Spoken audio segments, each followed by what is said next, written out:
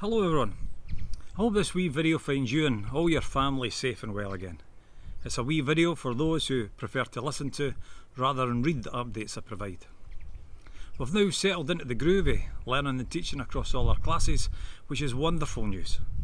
That initial flurry of activity that all schools face on the return to school following the summer recess, more so with ourselves given the immediacy of the Open Games and our own Highland Games, well, that's receded. Now all our efforts are entirely on taking forward each of the courses, developing the wider interests of the school, like the clubs, the teams, events, etc., and supporting all our youngsters socially and emotionally, as well as academically and vocationally. So, we're here, we're settled, but we're still very busy. Now, I noted in my last letter that during the first few weeks we saw relatively few confirmed cases of COVID in the school. Indeed, there was no more than a handful each week. Sadly, alongside the rest of the country, cases have notably risen, and working with the NHS Health Protection Team, we have increasingly been sending out more warning letters on behalf of the NHS. There are over 1,000 souls in Oban High School, and although the numbers of confirmed COVID cases can still be counted on my fingers and my toes, any rise is still of concern. Of particular concern is the significant numbers of adults and pupils who have to self-isolate, whether awaiting the results of PCR tests or because they have not been vaccinated. It's this number that creates the most difficulty for the running of the school when we face a reduction in teaching and support staff and a reduction in the size of all our classes. Both scenarios inhibit the natural development of lessons. Now, I'm pleased to note that this issue has improved throughout the week this week, with less adults and pupils missing school, but nonetheless I remain cautious and I'm determined to keep all our precautionary measures in place. It is important to note that Oban High School is far from alone in facing such concerns, and the Scottish Government has issued updated guidance to all schools.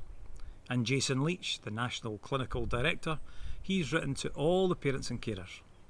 You can find that guidance from both the links that I put in the letter, or you can Google it. Now, general COVID guidance.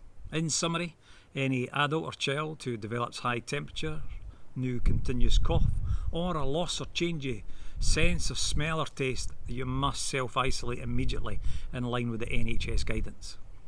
Those aged 5 and over and living in the same household must isolate while awaiting the outcome of the PCR test, and if they're unwell, with a household member. It's also important to remember that any people who is unwell, whether that's with symptoms of COVID-19 or with symptoms of any other infection, should not attend school at all. As has been the case since we returned in August, all fully vaccinated staff and pupils who are identified as a high risk close contact, they will be asked by the NHS Test and Protect teams to self-isolate until they've returned a negative PCR test. For children and young people, a high risk contact is most likely to be a household member or anybody they've stayed overnight with, for example. All other contacts are considered to be low risk, and that will include classmates by and large. For low risk close contacts, we know that you'll want to remain informed, so we'll issue targeted information letters from the NHS when appropriate. Now, these letters, although highlighting concerns of cases, will basically advise you that your child should continue to attend school if they're well, and that parents can support their children to take a lateral flow test before they return if they or their child wishes to do so. However, there continues to be no need to test regularly as part of any child attending childcare, nursery school or primary. Secondary school pupils should continue to attend school if feeling well, but the Warn and Protect letter advises that if they take a lateral flow test before they next return to school, whenever possible, and they should continue their twice weekly lateral flow testing, and please report all the tests positive or negative thereafter. You can get test kits from the school. We issue them to the kids. Now, SQA matters. I met online with the Parent Council this week and covered many of the above concerns, as well as more positive items such as their enthusiasm to work with the school and a number of support developments for pupils and parents. But within that discussion, however, there was the concern over SQA related matters. Since that meeting earlier in the week, the SQA have issued guidance to schools that I feel all parents should be aware of. In short, the SQA are clearly aware of the disruption to learning caused nationally by the significant levels of absence amongst teachers and pupils, and they have advised schools of 3 scenarios for moving forward with the exams. So the first one, if it's safe to do so, to proceed with the exams, they'll go ahead as planned. Secondly, if there are increased levels of disruption, then they'll hold the exams but with modifications to those exams, and there may be additional measures to help reduce exam stress in the run up to them. And finally, if public health advice leads to the exams being cancelled again, then schools should be using guidance, which is still to be issued, it will be issued in October, to gather evidence to support teacher estimates of attainment, just like we did last year and the year before. Now, it's important to note that these welcome precautionary measures remain just that, precautionary, and that what I'm describing to you is just a backup plan. But it's important to remember that it is a backup plan and that our day-to-day planning for normal lessons continues firstly and foremost. Now, as long as children attend school and they attend timorously and they show commitment to their learning both in school and at home when appropriate, then regardless if they sit an exam or they receive evidenced estimates by their teacher, then I've got absolutely no doubt whatsoever that they will do well. So, just stick in at school. Blended learning. So, as well as preparing for a worst case scenario for exams, we've also prepared the worst case scenario in the event that we have to isolate significantly more children or cater for increased staff absence. That preparation has already been issued to you, and it involves us using our extensive IT facilities and the experience we have in delivering online learning. Obviously, we don't expect to enact either the exam or the blended learning preparations, and I'm only advising you of these measures to reassure you that everything's well planned. I would reiterate that these measures I've just described are not imminent, they're merely planned for.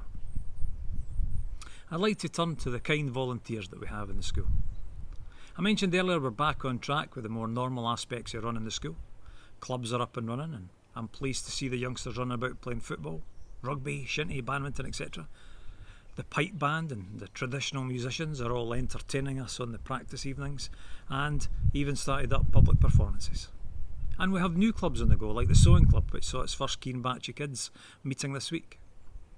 Duke of Edinburgh is back on as previously advertised in my recent letters, and the Eco Kids are all back on the trail of keeping our environment clean and tidy and on educating our community of the benefits of renewables and recycling. My thanks to all the staff and the senior pupils who give up an immense amount of time, their free time, in the evenings and weekends to ensure that all these clubs provide a wealth of wider interest and enjoyment for our children. My thanks too to the SPLT this week, who led an eco assembly. All the SPLT come together and agree themes for the assemblies each week. Then the pairs, the clan leaders, deliver online assemblies directly to their own clan classes. Most of our assembly videos can be found on the school YouTube channel. These assembly videos and the video versions of letters like this are regular updates, and I would really encourage you to look at both whenever you get the chance. And now let me conclude, as I always do, with an offer of support. Should you have any questions, ideas or even concerns, please contact your child's guidance teacher or use the Contact Us page on the website. Our clan pastoral teams, they're here to help you and your families, and the guidance staff, the family liaison officers, youth workers, IT support staff, career staff and the clan deputies will do everything we can to ensure that we work together with you to help you and your children. As always, I hope you found this useful and I hope you have a lovely weekend ahead. Enjoy.